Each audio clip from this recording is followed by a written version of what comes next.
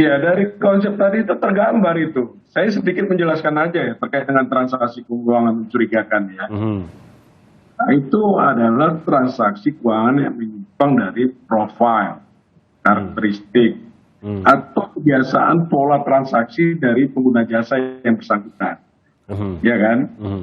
Kemudian transaksi keuangan mencurigakan itu adalah transaksi keuangan oleh pengguna jasa yang patut diduga dilakukan dengan tujuan untuk menghindari pelaporan transaksi yang bersangkutan yang wajib dilakukan oleh pihak pelapor sesuai dengan ketentuan undang-undang. Mhm. Jadi eh, pihak pelapor seperti penyedia jasa keuangan, penyedia barang dan jasa, dan profesi itu pertama wajib menyampaikan laporan transaksi keuangan mencurigakan. Kedua, laporan transaksi keuangan tunai di atas 500 juta. Mhm. Nah, pada poin ini yang transaksi yang patut diduga dilakukan dengan tujuan untuk menghindari pelaporan itu, eh, agar tidak dilaporkan sebagai transaksi keuangan tunai di atas Mhm. 500 juta per hari, biasanya pelaku itu menghindari pelaporan tadi, dia dia setor di bawah itu 100 juta misalnya 100 juta. Mhm. Nah, dan ini wajib disampaikan sebagai laporan transaksi keuangan mencurigakan. Kemudian transaksi keuangan yang dilakukan atau batal dilakukan dengan menggunakan harta kekayaan yang diduga berasal dari hasil tindak pidana Mhm. atau transaksi keuangan yang diminta oleh PPATK untuk dilaporkan oleh pihak pelapor karena melibatkan harta kekayaan yang diduga berasal dari hasil tindak pidana. Mhm. Mhm. Nah ini yang dimaksud dengan transaksi keuangan mencurigakan. Oke. Jadi ya silakan Pak Nasir.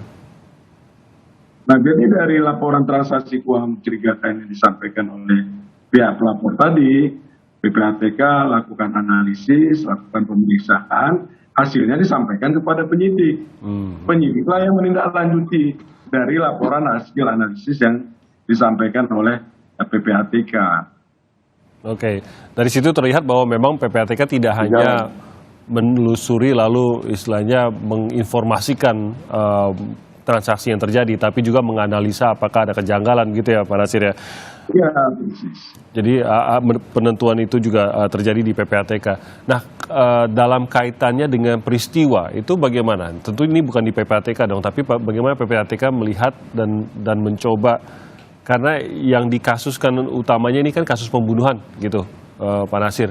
Nah, bagaimana PPATK juga menentukan transaksi mana yang memang disinyalir ada keterkaitan dan tidak ada keterkaitan, dan apakah akan menjadi masalah kalau memang dana pemindahan dana dan transaksi yang terjadi itu tidak ada kaitannya dengan kasus sebenarnya yaitu pembunuhan. Iya, jadi dari hasil analisis itu tergambar ya sebenarnya apa yang Mas Timothy sampaikan tadi ya. Tapi untuk tindak lanjutnya itu penyidiklah yang melakukan seperti Hmm. itu. Hmm. Tapi setidaknya ada ya yang tergambar, ada yang terkait dengan tindak pembunuhan itu sendiri begitu, Pak Nasir? Ya, kami tidak sampai ke sana ya. Hmm. Tapi dari transaksi yang ada itu yang kami sampaikan. Nah, gambarannya dari mana uang itu didapat ya, lalu kemudian transaksinya disampaikan ke siapa saja, pihak mana saja, itu tergambar.